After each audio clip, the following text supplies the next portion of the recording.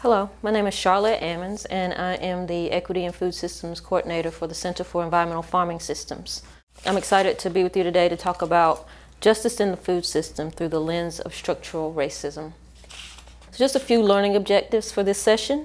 First of all, we'll conceptualize, and what I mean by that is we'll seek to understand the who through stories behind the data in order to make clear who is actually impacted by structural inequities in our food system. Practice is the second concept. This way we'll get a snapshot of how these systems are currently operating, and then we'll share ideas, thoughts, reactions on how we can offer interruptions to those systems. Next, we'll develop a shared understanding, and that's really a recognition of these issues, that they do indeed represent someone's lived experience. So having that shared understanding will show us how these disproportions benefit some and oppress others. Then we'll move to shifting the narrative. That's developing a more full story of how food systems inequities show up in our daily lives, and also allows us to have a better understanding of who is often not represented in those stories. And finally, we'll internalize, and hopefully we'll get to this place of shifting policies, practices, and procedures collectively as institutions and organizations who work to serve people in our communities. A few objectives for the session. By the end of the session, the hope is that you'll be able to define structural racism. We hope to provide you at least an introductory analysis of how racism operates in our food system and who it impacts. And finally, we hope to gain a perspective of what racial equity means for all of us, particularly those who are most impacted by food systems disparities. In order to shift the narrative, I want to start with a brief story that happens to be my own. And this is an excerpt from a document that I was very fortunate to complete called Shining a Light in Dark Places. As a black girl growing up as a farm worker in rural North Carolina, the realities of our food system were obvious early on. My first realization that the system was broken was not in the segregated lines of free, quote, welfare baby lunchers and full-price lunch students in middle school, nor was it in the grocery store line where we shamefully offered our welfare checks in exchange for Body Buddy cereal and government cheese. It was in the tobacco and cucumber fields just outside of Mount Olive, North Carolina, where my 11-year-old twin sister, my younger cousins, my aunts, and myself spent our summers working for Mr. Julius's grandson. His grandson was much younger than all of us. He was kind of our overseer, towering over us in his tractor. We worked for money to buy school clothes, mostly from the Maxway or Roses. We started around 5 a.m. so we could beat North Carolina's scorching summer heat. We were paid $2 to $3 per hour by the Julius family, cashed our paychecks at their store, and purchased our Pepsis, peanuts, and nabs there too. We were putting their money right back into their pockets. At some point, when receiving the change in my 6th grade hands, I recall thinking, something about this isn't right. And I, like so many other rural southern farm worker children, knew where our food comes from, but I also knew that something wasn't right. Now, that excerpt kind of is my moment where I realized that the food system is not fair. It's not a just system for some of us. And it also made me realize that although it's not exclusively about race, it's also about race, and it's always about race. So I'd like to ask you to take a moment to reflect on your story, how the food system has impacted you over time. What process made you become more aware of things you might need to do to shift conditions for people who are most impacted? How did those realizations make you come to a point of action? Just take a couple minutes and sit and discuss that with someone around you.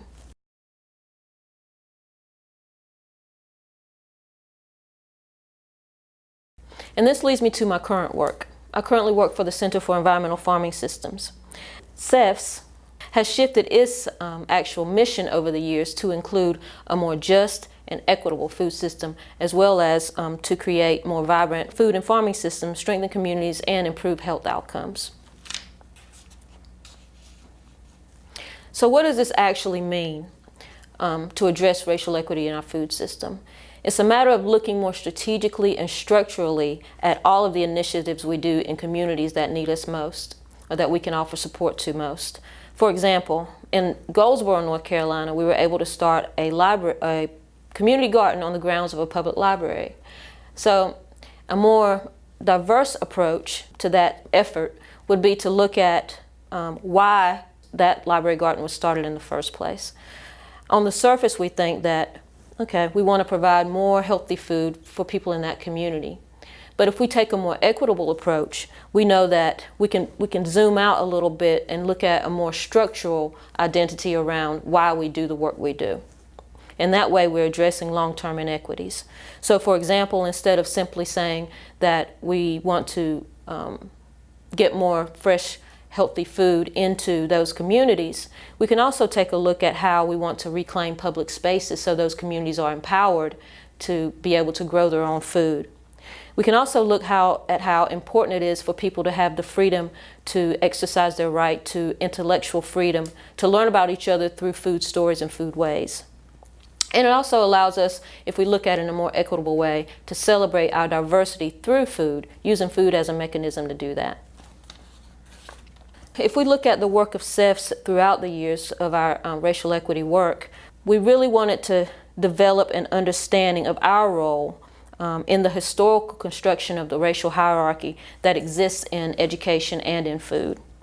We also wanted to acknowledge our role as gatekeepers, as institutions who often get a variety of funding, very fortunate to do so, but also strategically thinking how we can make sure that funding gets to the communities that are impacted the most. And we also want to make sure that the strategies we put in place are also defined by those people in those communities. And then we're at the step of examining our policies, practices, and procedures and working to make those more equitable internally and both in the communities that we serve.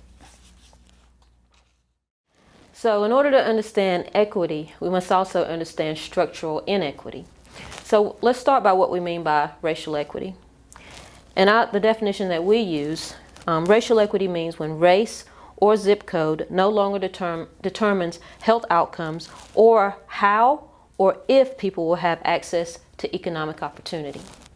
So food equity then refers to dismantling systemic and institutional barriers that prevent all people from having access to fair, affordable, healthy, and culturally appropriate food. And that includes looking at structural racism. And that refers to the systemic factors that sustain racial inequities that is directly linked to social, political, and economic policies, practices, and procedures. And when we talk about structural racism, we're not excluding the individual acts of racism, but we're trying to zoom out so that we can see how policies, practices, and procedures have over time impacted people. And sometimes those policies, practices, and procedures can be racialized such that we don't need racist actors in order to perpetuate those particular policies. Now let's take a look at structural inequity. And when we talk about structural inequity, we're looking at ways history, culture, public policies, institutional practices, and personal behaviors and beliefs have burdened some over time and given other people an advantage. So therefore, structural inequity isn't simply about difference. If we all had the same thing, will we all have what we need? That's the question we ask when we talk about addressing structural racism or any type of long-term systemic barriers. The goal isn't to give everybody the same thing. The goal is to examine each community differently and uniquely so that each community can have what they need in order to succeed, particularly as it relates to food in our food system. So how do these two definitions relate to the work that we do in communities? Let's take the Black Farm era, for example, and the rapid decline of Black farmers and Black farmland in the United States over time. In terms of farm ownership, in 1910, 218,000 Black farmers were registered as full or part owners of 15 million acres of land. Let's fast forward 20 years. In 1930, 14% of U.S. farms were Black owned. And then if we fast forward another 60 years, less than 1% of farms were Black owned.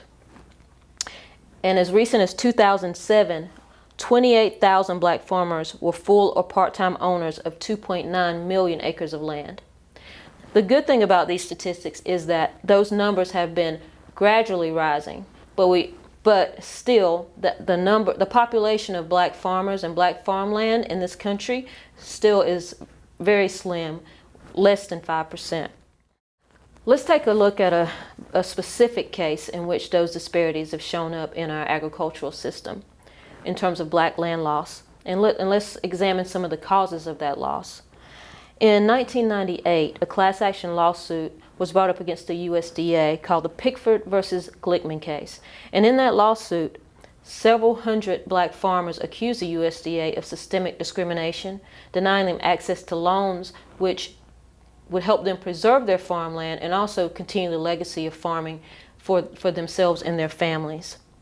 So through this lawsuit, an eventual win in 2010, $1.25 billion were awarded to several black farmers.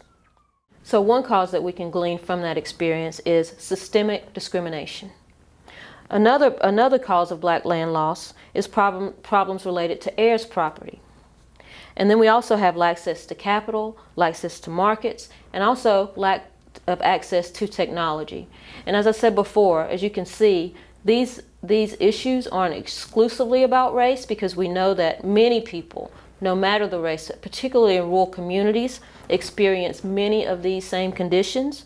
So although it's not exclusively about race, race is always embedded. So therefore, it lets us know that having a more racially equitable food system benefits all of us. Let's take a closer look at what we mean by equity.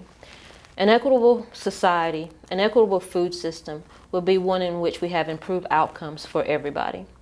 Using an equity lens means we first acknowledge the presence of structures that shape life options and outcomes. We also analyze the impact of those structures on a specific issue, a specific condition, and a specific population, being explicit in naming those populations and how they are impacted. And then we develop structural strategies to interrupt inequities and improve outcomes and opportunities for all. And then we repeat. So the process never ends. In order to create a more equitable and just food system that benefits everybody, it is a journey, not a sprint. And let's take a look at one last definition. We've been talking about race a lot. So let's define what racism actually is.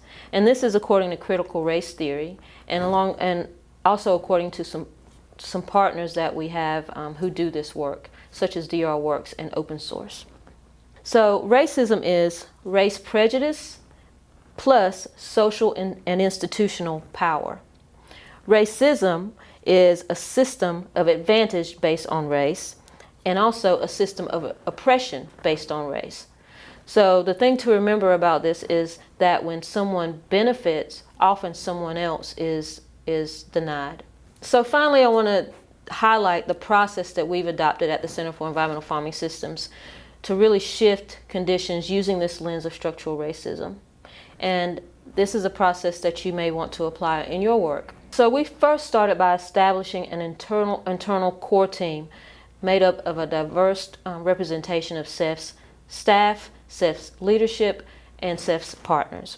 From that core group, we were able to identify needs, and our first need was to develop a training or to enlist seasoned trainers to come and work with us, because we knew that we didn't have all the answers and that we were not experts. So we enlisted trainers to take us through a 2-day racial equity training that allowed us to develop a shared language, a shared understanding, and a shared analysis around racism and how it operates in our food system. So after that training, we then wanted to continue to create a community of practice. So we held additional trainings, inviting more partners into our racial equity process. After we developed a pretty good cohort of people who've been trained in the introductory level of racial equity in our food system, we then wanted to create a community of practice where we could actually talk and use this new shared language that we now possess thanks to the training. So we started to develop monthly reading and discussion sessions that we call in-betweens, where we can actually practice the language of racial equity within our organizations. Throughout, we continue to grow our circle of stakeholders and build capacity for our racial equity work, including partners who we work with directly in communities. We also continually assess our work, building capacity so that we can be able to support each other throughout. And now we're kind of at the process where we are establishing goals related to each initiative of CEFS, community-based food systems initiative within CEFS, that can motivate our work going forward. And again, repeat. So thank you for being a part of this session. I look forward to continuing the conversations around racial equity in our food system, and I look forward to you joining in your efforts to create a more equitable food system for all people.